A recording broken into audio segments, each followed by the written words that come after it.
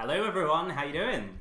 Good morning or good afternoon if you're in the UK, good evening if you are in the East. Welcome to our first ever live baking session, and this is all part of Magic from Home Con. So I can see Danny is here. Hello Danny. Danny, Stephen, Chelsea and Brandy worked really hard to bring together this incredible convention that we're all doing virtually, and we're raising money for an incredible cause. We'll talk a bit more about that shortly, but thank you very much for everyone who has joined. I really hope you're looking forward to today's session, and there's also lots more stuff coming up later on today, so make sure you head on over to the Magic from Home Con Instagram, check out the schedule and don't miss anything coming up this afternoon. We'll give everyone a couple more minutes to join and then we will get started. But if you've got any guesses on what we might be making today, let me know in the comments and then we will see if anyone manages to get it right. Fingers crossed everything does go smoothly though. This is going to be winging it for a bit, but fingers crossed there's no disasters happening. Cookies, good guess. I'm afraid not though. Oh, I think we've got someone there. Jude, looks like you might be onto something there. See if you can get it even more specific. It is a pudding, yes. I'll give you that.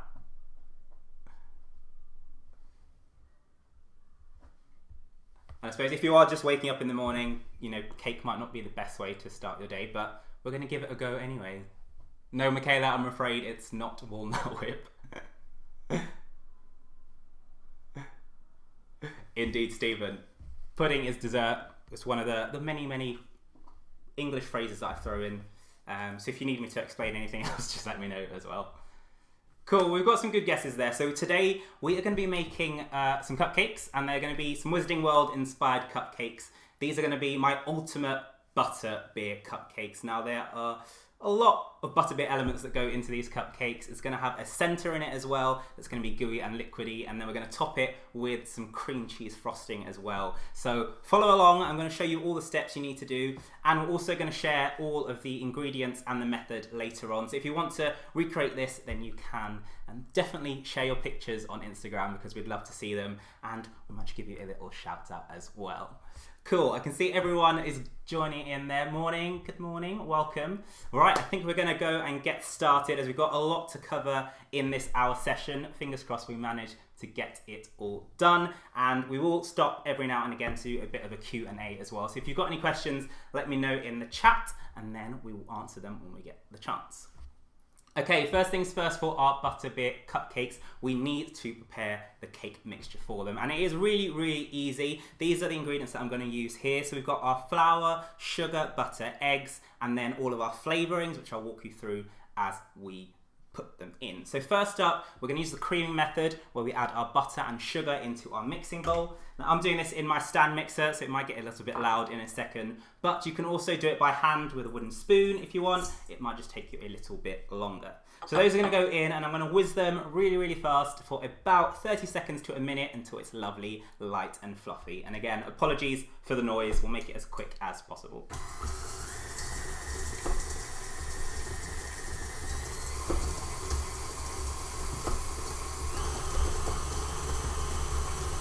Not too bad.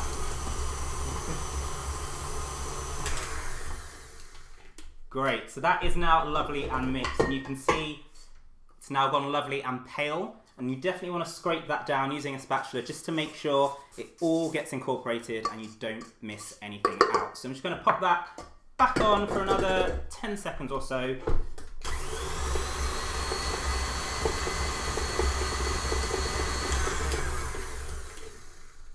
And we should be good to go. Okay, next up we're going to add in the eggs, just 2 eggs for this recipe. So again, I know eggs and flour are a little bit hard to come by. This recipe is really simple to do, and you can make it with some quite small quantities. So fingers crossed you can manage to get those 2 eggs. So just going to incorporate those as well and beat them until it's nice and smooth.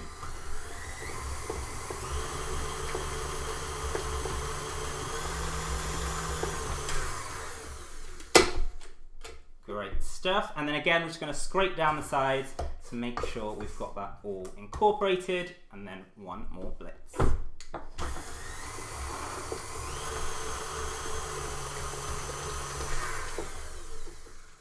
Perfect. Okay, Okay, so they are butterbeer cupcakes, so we need to make sure we bring out those caramelly flavors, and butterbeer also has a little bit of a vanilla to it. So I'm going to add in some vanilla extract, that's going to give it the vanilla. I've also got some mixed spice here, so ground mixed spice. You can get it in the baking section or in the spice section of your supermarket, and it's a nice blend of ginger, some nutmeg, so it gives it a really nice well-rounded flavour. And we're also going to use some black treacle here as well. So this is full of molasses, which is going to give it that lovely caramelly flavour and also a nicer, darker colour. Now, if you can't get yourself any black treacle, then you can switch out the sugar for a dark brown sugar. Now that's going to have some molasses in it already, so you kind of get that effect, but if you can find black treacle, definitely recommend using it. So my flavourings are all going to go in, so it's about a tablespoon of this, but you know, we're just going to wing it and hope it all goes well. That looks about a tablespoon. Then a pinch of our mixed spice, and then let's go for a nice capful of vanilla in there, and then again we give that a nice mix. Now the reason we flavour it before we add in our flour is if you over mix the flour, you'll then get a really tough cake, which nobody wants. So we're going to mix that first, make sure all our flavourings are blended, and then we'll finish it off with the flour.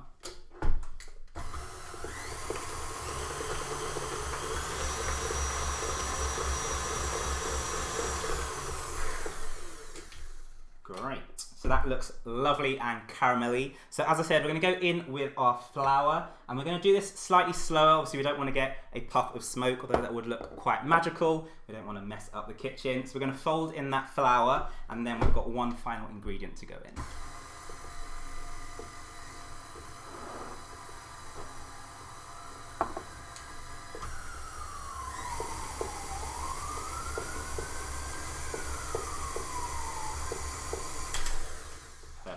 So yeah, as soon as you start to see that flour disappear and it all comes together, then you know that is good to go. So our final ingredient, as I mentioned, we want to get as much butterbeer flavouring into this recipe. So I've got some butterscotch fudge pieces here, which are just broken up. Now, if you can't find these, get yourself some normal fudge size candies and just chop them up and then leave them out to go slightly dry. That will make sure that they hold their shape when you pop them into the cake mix. So they're nice, small little cubes. We'll add them in, and then as we bite into those cupcakes, we'll get little nuggets of butterscotch in there as well. So that goes in, and then we just want to mix that together one final time. Remember, we don't want to over mix it, so I'm just going to use my spatula and fold that in to get them nice and incorporated.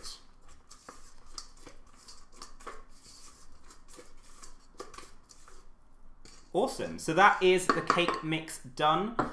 Can't really get a close-up on the webcam, but hopefully you can see that it's all lovely and smooth apart from those last-minute chunks. The mixture's not split, as if it is splitting, then that will affect the rise. So let's make sure it all looks nice and smooth and consistent, and then we need to put it into our cupcake cases.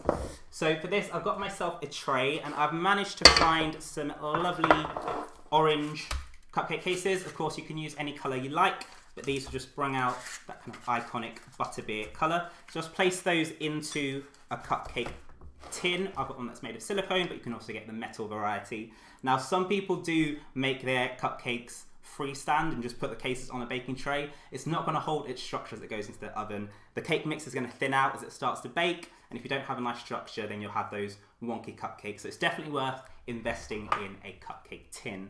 And another piece of equipment I love to use, it's probably like one of those underrated tools in my kitchen, is an ice cream scoop. Now these are brilliant because it means you can get a perfect quantity in each one of your cupcakes, and then when they rise, they'll all be the same height. So I have this one. I just know from practice it's about 2 scoops of these makes a really good level cupcake. A little bit of trial and error, but it's around 1.5 tablespoons to 2 tablespoons that you want to go into each one, and have a good centimetre gap from the top as it's going to rise in the oven. So I'm just going to fill these really quickly, and then I will show you a quick trick before it goes in the oven, just to make sure you get them nice and even as well.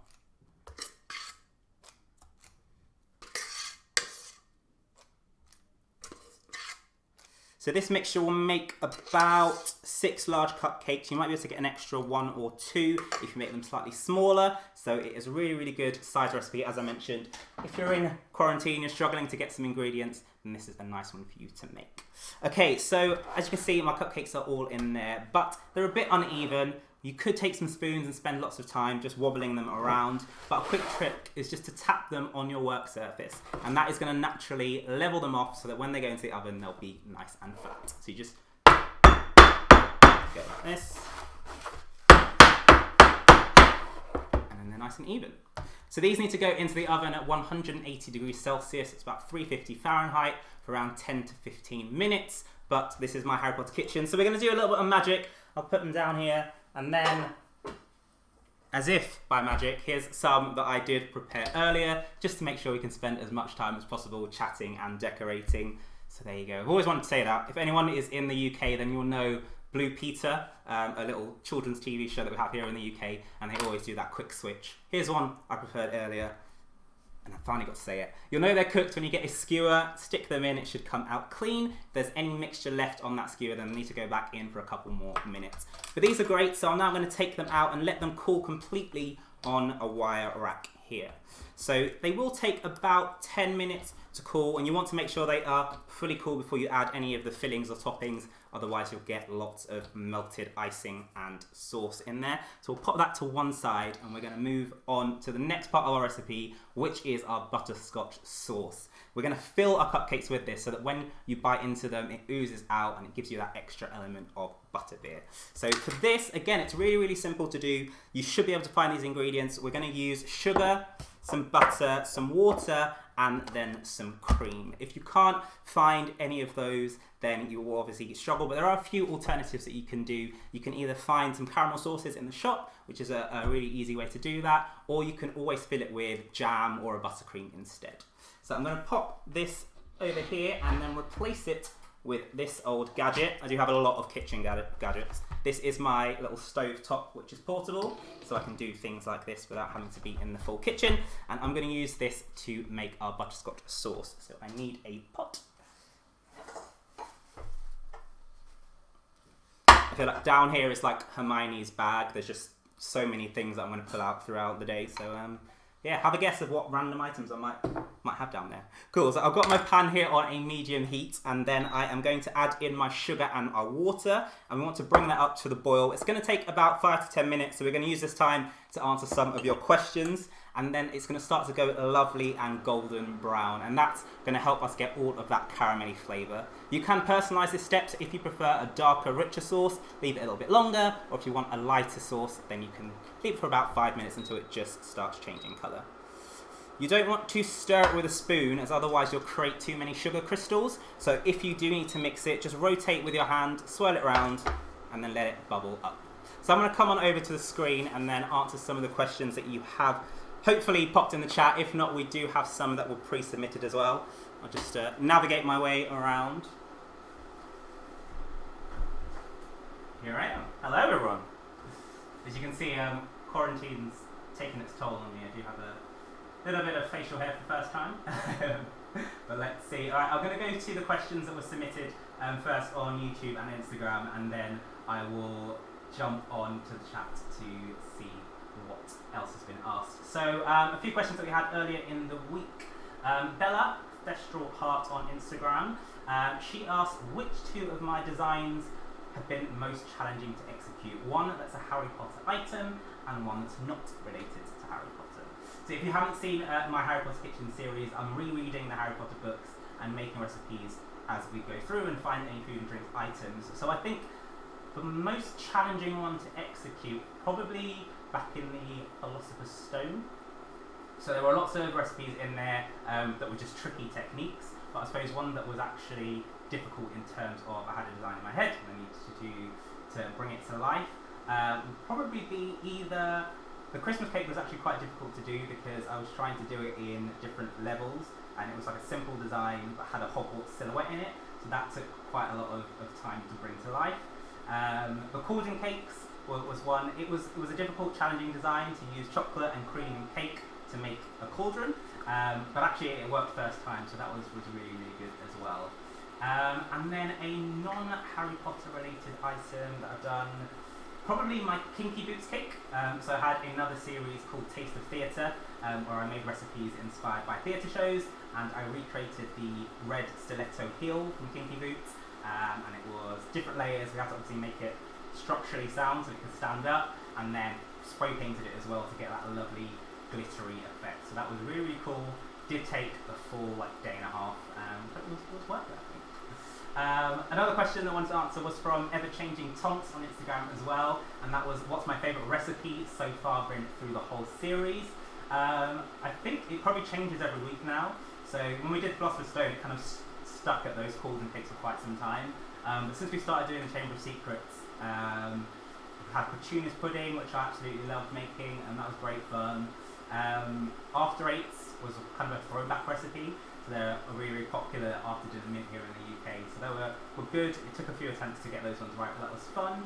And desserts disguised as breakfast as well. That was just like a random creative idea that I had to do to add a little bit of magic and turn some desserts into real breakfast. But it actually turned out really, really well, so I was happy with how that one went as well. Cool, so I'm going to jump into the chat and then have a quick look for some questions. I can see one from Stephen, so we'll go to you first. How long have I been baking and what inspired my Harry Potter kitchen? I have been baking since I can remember, really. My auntie used to have a cafe and she used to make cakes for people, and when she was looking after us as children, I used to just sit in the kitchen and watch her as she was baking and always wanted to give it a go. As I went to school, I then just started practicing a bit more. I had a little scrapbook which I used to make my own recipes in, and just kept on practicing and refining my skills, watching food TV shows, watching YouTube videos, and I just loved it even more and more, so then carried on, and it's turned into this wonderful thing. In terms of my Harry Potter kitchen, I was actually just deciding to reread the books when the illustrated edition came out, and as I was going through it, I just was like, oh my god, there's so much food in here. I wonder if anyone has tried to have been crazy enough to try and bake all of these wonderful treats, and I couldn't see someone who had kind of built and created a series around it or baked them end to end, so I said, why not me? And then started it. I don't think I realised when I kind of said I'd do it that it would take this long, but it's been good fun. So yeah, hopefully it continues. We're only on chapter 3 of the Chamber of Secrets, and we've been doing it for about over a year and a half now, so it might take a while, but we'll get there. I can see a lot of questions from Chris and Michaela. They're two of my friends from university, so I think they're entertaining themselves on this chat. My favourite extract, salted caramel, definitely, and you'll see some of that coming up later. Next question, have I considered having a signature sound? No, I haven't actually. So we kind of just upped the visual effects and stuff on the videos, so maybe we do need to come up with a signature sound, like when the recipe's finished, or when I use my wand. Oh, I don't have my wand with me at the moment. I'll get that in a second. That would be cool. I'll have a think and I'll get back to you. Chris, do I have a tent down there? Yes, I do. It is, the bake-off tent is just down there. Take the stairs and then get all my ingredients from down there. Thanks, Michaela. Glad you enjoyed the breakfast looking like dessert. And another question there. Anything from the books I haven't got around to doing yet, but that I'm excited to do? That's a good question. So I think the one that I was most excited to do was Aunt Petunia's pudding, and that was a long time coming before we got to do it, but I was really happy with the end results. We haven't done actual butterbeer yet, so even though we're doing butterbeer cupcakes today, you'll see some of the method, but we haven't done butterbeer itself, so I'm looking forward to that. And pumpkin pasty is when that comes up again. So last time we did a savoury version, so I want to do a sweet version as well, so keep your eyes peeled for that. Cool, I can see the sauce is bubbling away, so I'm going to jump back in, keep posting your questions, and then we'll have a couple more minutes again and I'll go through those. Be right back.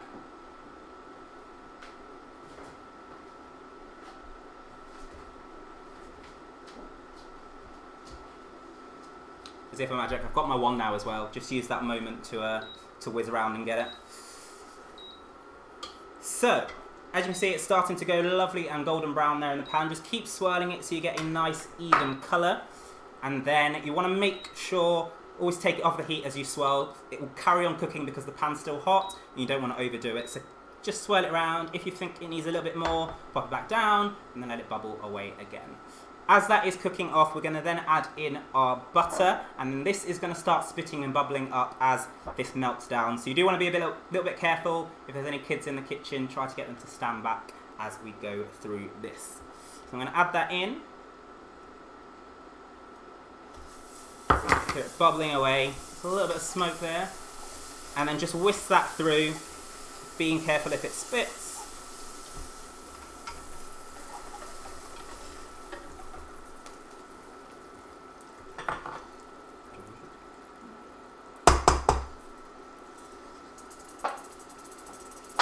And then our next ingredient is our cream. So again, we're just going to whisk this in a bit at a time. Because the cream is cold, if you add it in too quickly, it's going to seize up your caramel here. So you want to do it nice and slowly, whisking it in as you go.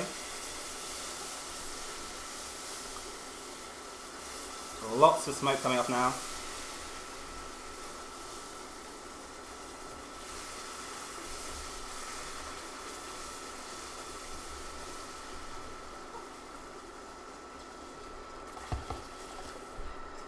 You can see that coming together really, really nicely. So it'll carry on bubbling up. Don't worry if it looks a little bit thin. As it cools down, it will begin to thicken up and set. So just keep on whisking that in until it's nice and smooth. And then when you're happy with the colour, you can turn off your hob.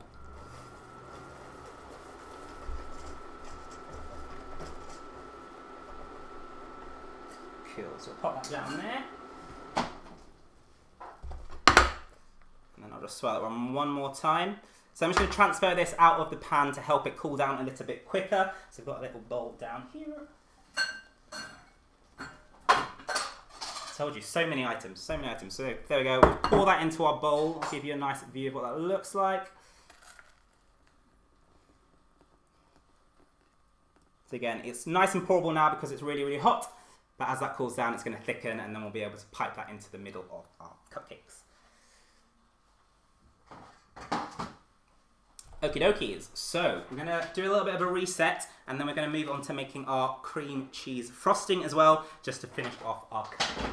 So for this, I bet you didn't think you were going to see some live washing tutorials, but I do only have one of these bowls, so we're going to need to give that a little scrub, and then we'll be able to whisk away our cream cheese. So while I'm doing this, if you do have any more questions, just pop them down there, and I'll be over in about 30 seconds to answer them.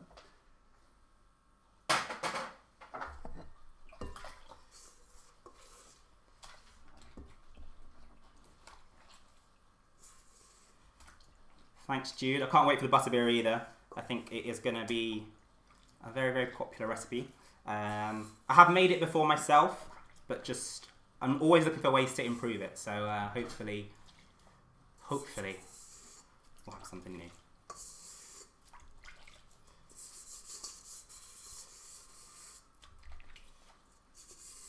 There you go, a little behind the scenes action. How I clean stuff really quickly so we can carry on baking. There we go, cool. So as I mentioned, we want to have a cream cheese frosting to go on top. And that, if you use like a buttercream or different type of icing, sometimes they can be a bit overly sickly sweet. The nice thing about cream cheese frosting is that it has that slightly tangy taste to it, and that's going to help come nicely together with the butterbeer sweetness as well. So I'm going to pop this back onto my stand mix. I'm going to add in my whisk attachment. If I can find my whisk attachment. There you go, I've got so much stuff down here, I don't even know where my whisk is.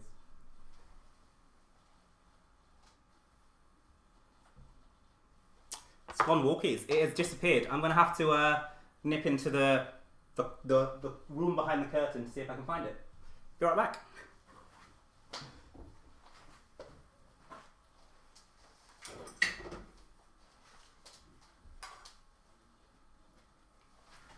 Found it. Unfortunately, my Accio whisk didn't work. But there you go.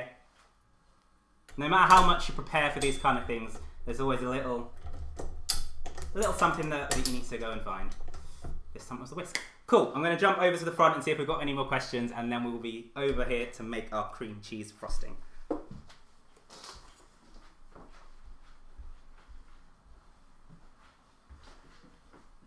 Hello, hello, hello. Cool. So we had a couple more questions that were submitted before. Emma Garcia on YouTube asked, "What's my culinary background and did I go to culinary school?" No, I didn't actually. So I've been a fan of cooking. I love baking. I did at one point want to be a chef and kind of started looking at those sort of things, but decided not to in the end and kind of kept it as a hobby. Some people don't want to mix business with pleasure. But it's really been kind of self-taught from cookery books, TV, and YouTube as well. So just practicing my skills. I think people are often like scared about cooking and baking. I say cooking is you can kind of practice and make things your own and always add things in to try and get your taste as you like. And when you're baking, again, it is a bit of practice. Use recipes to begin with because some of them are a bit more of a science. You need to have the right ratios. But once you've got the basics down, you can pretty much personalize them and twist and tailor them to your liking. So yeah, definitely say you can get better over time. Just keep practicing and then come up with some weird and wonderful things. Cool. We will check the chat, see if there's any more questions coming in. Would I consider doing exclusively vegan bakes for book 3, Chris? I could maybe do a vegan recipe for an episode or 2. I don't think I could do it for the whole season. But I think that'd be a good challenge, so maybe I will try to do some more vegan recipes and come up with those and share them as I do. Jude says I need an assistant. I definitely do. This one only does so much, so if anyone wants to volunteer to help me run the kitchen, that'd be great. Samantha said cream cheese frosting is her fave. Mine too. Love red velvet, love carrot cake, so cream cheese frosting goes really, really well with those. Yeah, I know my Accio didn't work. Accio whisk attachment. I'll have to keep practicing that one. Yes, I should call it the room requirement. Good shout, Charlie. I'm going to get a nice sign, rebrand it. At the moment, I've got my Diagon Alley and Leaky Cauldron post up, but I'm going to change that to the room requirement. I think that sounds good. A nice little Hamilton reference there, Stephen. The room behind the curtain. Yeah, that's the other side of the kitchen. So it's kind of open plan to the lounge. But there's a big window behind it, so if I don't have this curtain here, you can't really see anything on the camera because it's a bit blinding light, so that's why we've got the curtain there at the moment. But maybe one day I'll do a behind the scenes and show you where the whisk was hiding. Oh, and the Weasley's Wizarding Wheezes recipes, definitely good shout. I'm looking forward to those. Lots of kind of sweets, confection to do, but when I get around to doing them, I definitely want to make them a bit more magical, you know. If we can get some fireworks in the kitchen, we'll try and see what we can come up with. Cool, I'm going to head back to start on our cream cheese frosting. Any more questions, pop them down into the chat and I'll be back in a moment.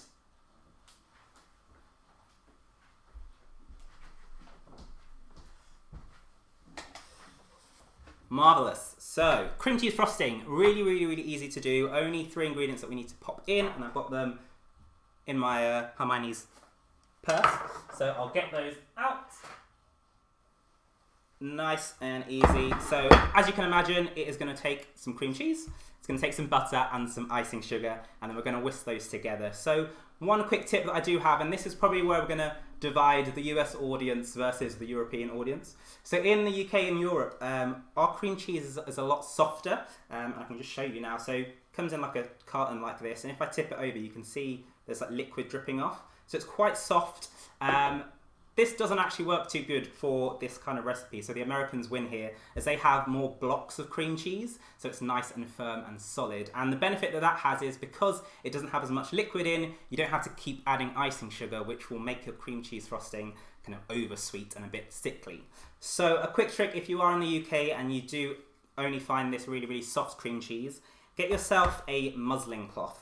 Now, this can be used for a number of things, and if you get a really good quality one, you can just wash and reuse them. It's basically a fine cloth with some really thin holes in them, which means you can put things like cream cheese or even fruits and jams and preserves in, and then squeeze them out, and any excess liquid will come out, but your main kind of core flavouring or filling will stay in there. So I'm just going to add that into my muslin cloth.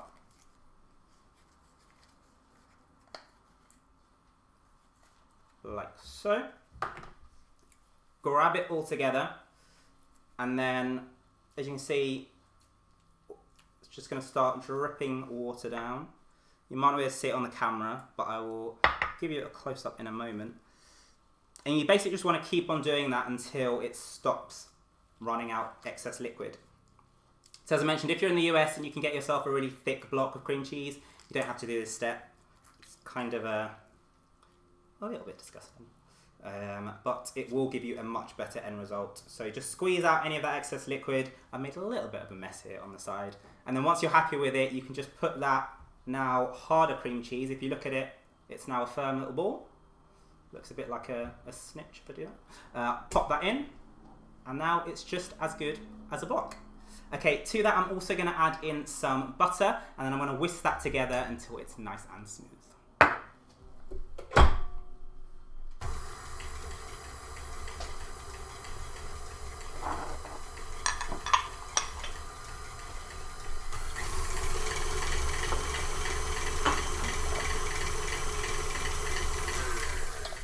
Lovely stuff. Okay, once it's lovely and blended, you then just want to add in your icing sugar. I've pre-sifted mine. We want to make sure you get rid of any of those lumps and just add it in. I like to do it in thirds. So add some, whisk that through until it's nice and mixed, then add some more and then finish it off. And obviously do it nice and slow to begin with, then speed it up as the icing sugar gets more and more incorporated.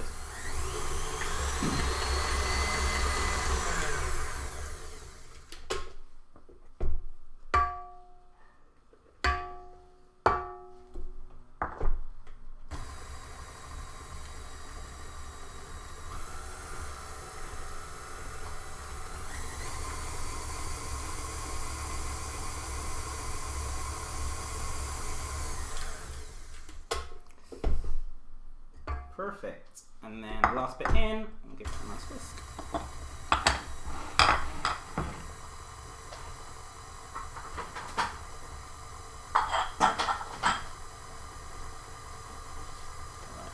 Even got some kitchen towel down here, so we'll just give it a little bit of a clean up. Make it look a bit more presentable than it actually is.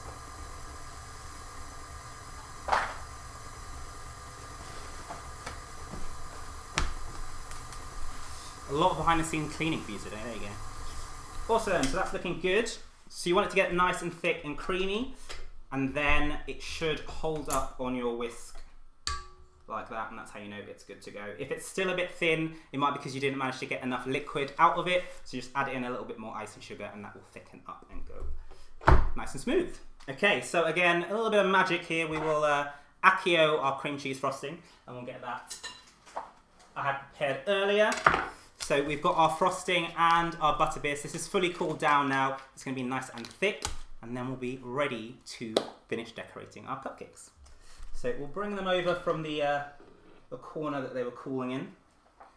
So like I said, you want to make sure they are completely cool. If they're still a little bit warm, as soon as you add that cream cheese frosting, it's going to start to melt, and you'll have a little bit of a kitchen disaster on your hands. So make sure you let them cool completely.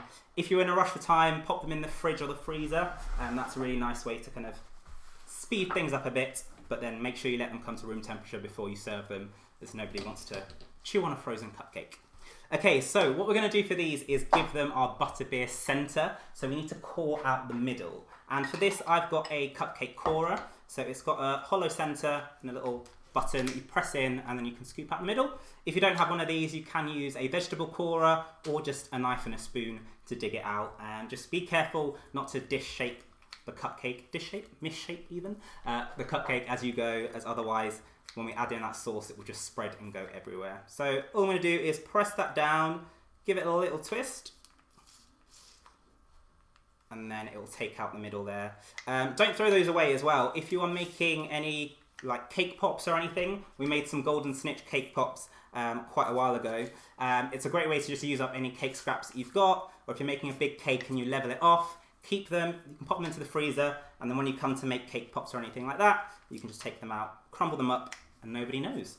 A good way to save on ingredients and save the planet while you're at it as well. So I'm just going to core out the remaining cupcakes. Perfect. And then I will pop that to one side. Okay, so our butterbeer and butterscotch sauce, as I mentioned, it's going to be thickening up as it cools down. Now mine's kind of at room temperature, so it's not too bad. If yours goes a little bit too solid, pop it into the microwave really, really quickly, and that's going to help you kind of get it to a nice pourable consistency again. Really only do it for about 5 seconds at a time, otherwise things will get a little bit messy. So all I'm going to do is squeeze that sauce straight into the middle. I like doing it through a piping bag, that just gives me really, really nice control. You can also use one of these, which is a squeezy bottle. I've got so much equipment down here. The squeezy bottle, which you can put them in, and then that gives you really, really nice control as you drizzle on top. You can make your own piping bags out of baking paper. I've got a tutorial of that on my channel as well. Or you can just spoon it in again. As I mentioned, if you're out of equipment, a good old-fashioned spoon does the trick as well. So I've filled all of those right up to the level of a cupcake. Don't want to be stingy on the filling. People want to get that ooze when they eat into it. So make sure they're really, really nice and full. And then the next thing we need to do is add our cream cheese frosting on top. Now, if you've bought a cupcake in one of those really, really nice fancy bakeries, you'll often see that they have that lovely kind of pyramid of frosting on top, which some people say is too much. I say you can never have too much icing. I'm going to show you how you can get that really, really nice high consistency when you pipe, and I'll take you through it step by step. So the first thing that you want to do is pipe into the center. So right over the top of where I've just filled it with that butterscotch sauce, I'm going to pipe like that. It hasn't gone all the way around to the edges, I've just got that nice in the middle. Then you want to go around that and then start building it up to the top. And then when you get to the top, you're going to stop applying pressure on the piping bag, dunk it in, and then pull it out. So I'll do it first, and then I'll show you again on another one. So we're going round the dollop, up the top, like that. So that will give you a really, really nice consistent swirl all the way around. It will make sure, because you've got that middle piece, that's your nice structure, so you get that kind of cone shape, and then that kind of final dollop in out when you're not applying any pressure on the bag. That gives you a nice little tip on top as well. So that is a little piping trick for you. So again, dollop into the middle, go all the way around, swirling it up. When you get to the top, no more pressure, and then dip in and out.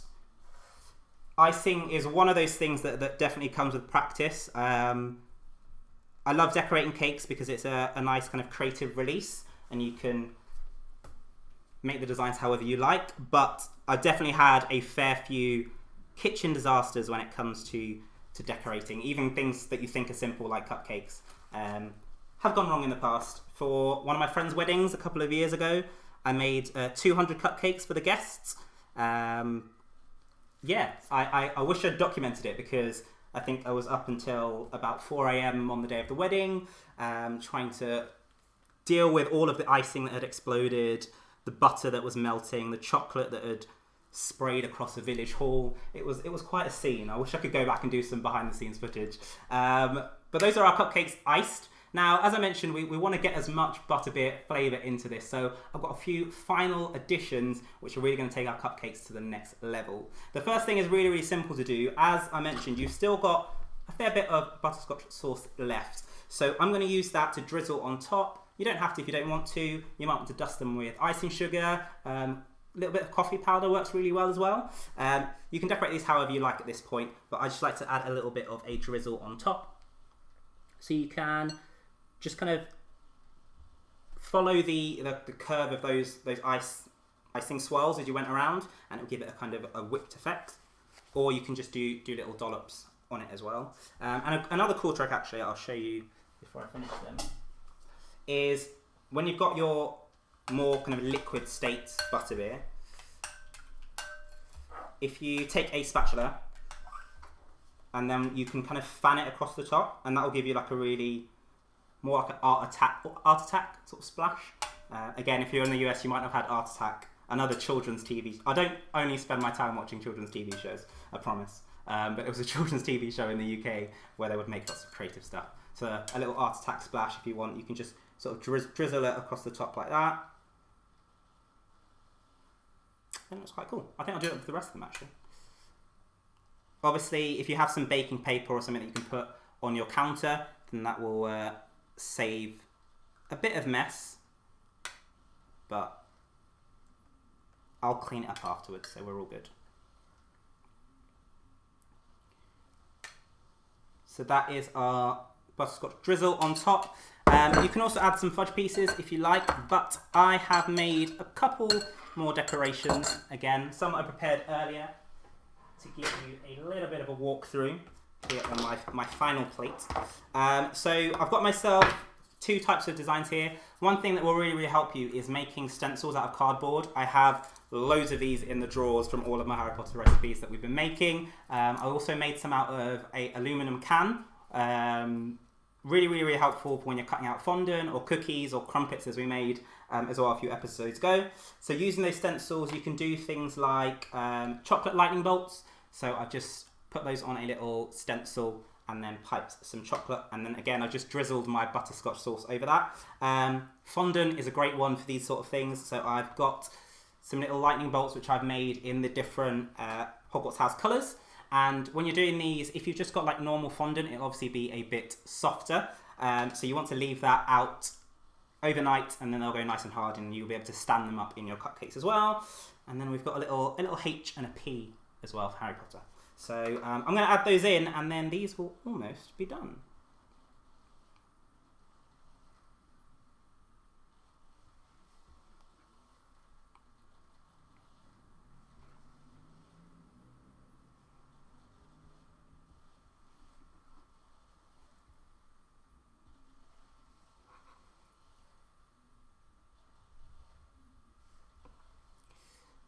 Awesome stuff. Cool. The P's not very structurally sound. We'll switch that one out for a piece of chocolate. It's sinking into my icing. Cool. So I've got myself a nice marble board here. One of the things that I do love collecting is things to present my bakes on. So I've got lots of serving dishes, marble slabs are really cool, slate. You'll see them change over the course of the different videos. It's just a really nice way to add a nice effect to your food, and then when you serve them to your guests, again, they will have a little bit of extra appreciation for the effort. So I'm just going to pop those on.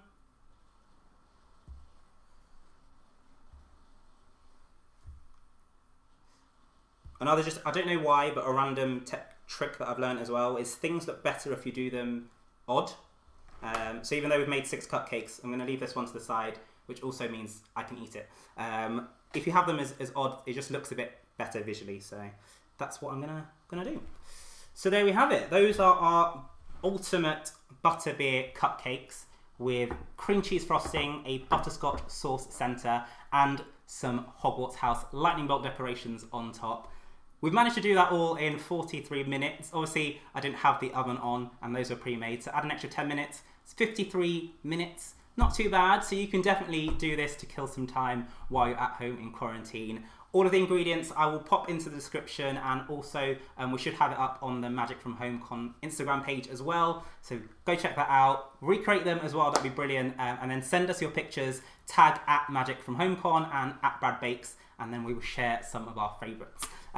Let me know in the comments which house you belong to as well, and if I could virtually send you the right cupcake through the screen, then I definitely would.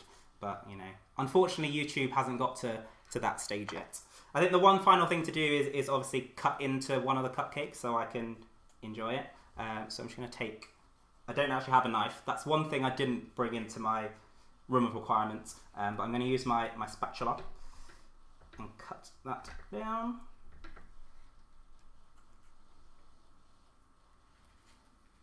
Oh yes. So you know those end scenes that you always see in my video? A lot of work goes into being able to eat some of this stuff, especially when it's like a really big bake that's a little bit messy. Trying to get a decent shot of me eating them can take a little while, but I'm going to tuck into this one. I'll let you know what I think.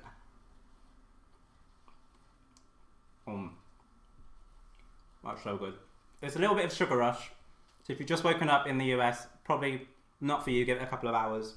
But the sponge is really light and fluffy, but really deep and caramelly. Then you've got that centre that hits you, and then the chocolate on top. Probably didn't need an extra bit of sugar, but it works really well. And cream cheese frosting, I could eat it all day. So really enjoyed that. definitely check out the recipe and try it if you would like. I'm going to pop around there as well, answer a few more questions for the last 15 minutes. Be right back.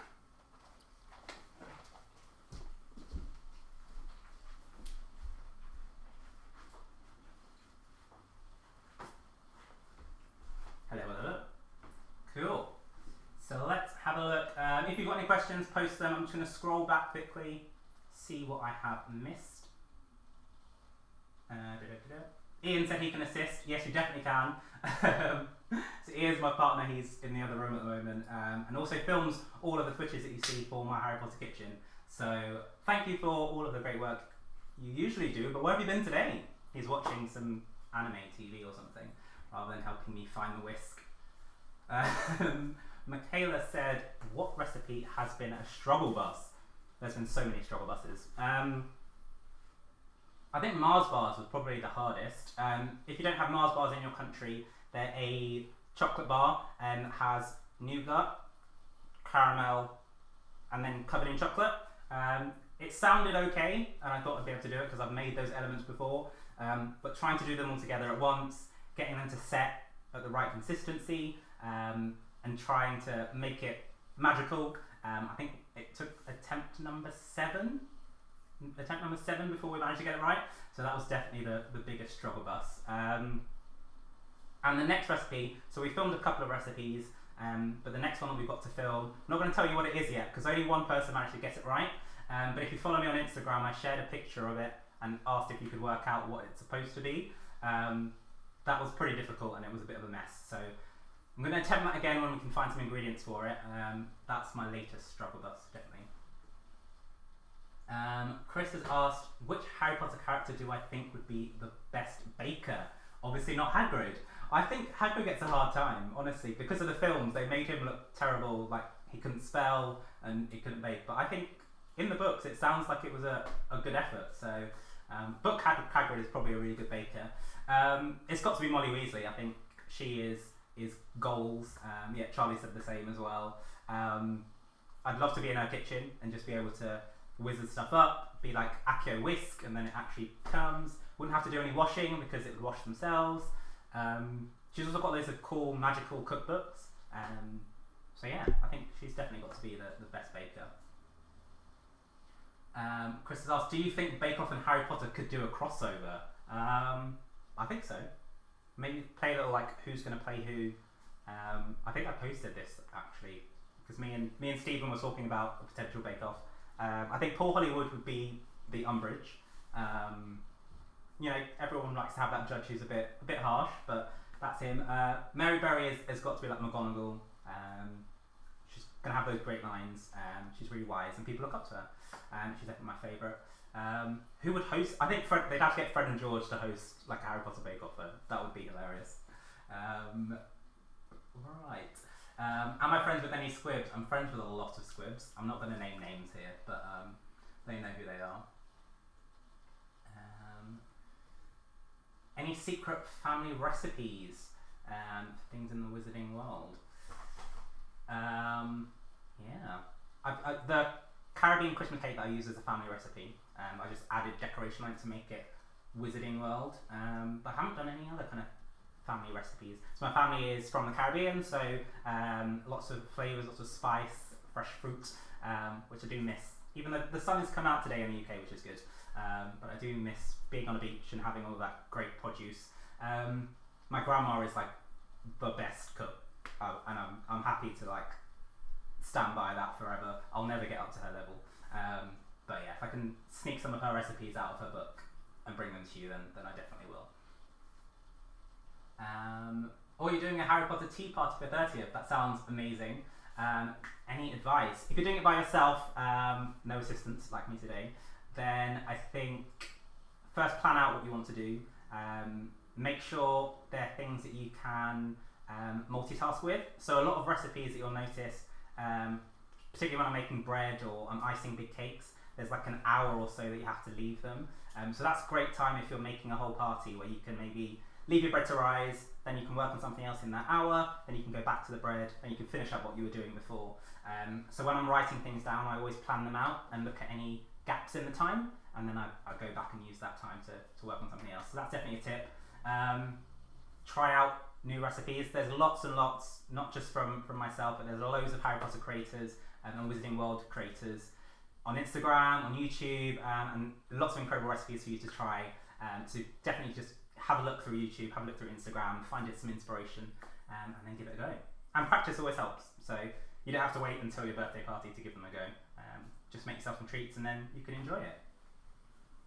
But also I'd like an invite if possible. Thank you. No, I can't. I think I remembered when I said it that I get confused with aluminium and aluminum, and sometimes the fake American in me just says aluminum, even though I'm definitely very British.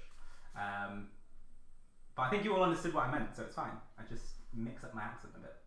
I think I speak in accent so many times that sometimes my friends don't actually realise what my normal voice is, and that's one of those times. Aluminum.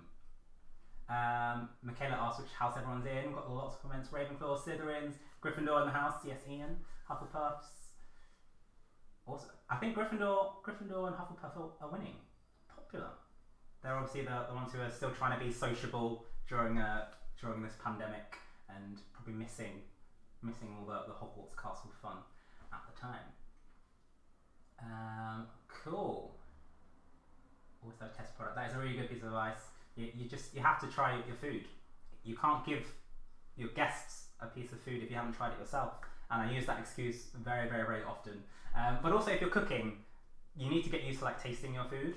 And that's something I've learned over the years as well. Is like I'd make a whole recipe and not taste it and then serve it up, and then at the table you're like, oh, if I'd added a little bit more salt or something, it would have been better. So taste as you go along. Obviously if you're using raw eggs and anything, maybe don't taste it too much, but it's a great way to know what other elements you could add and what effects that will have on the final flavour if you keep practicing.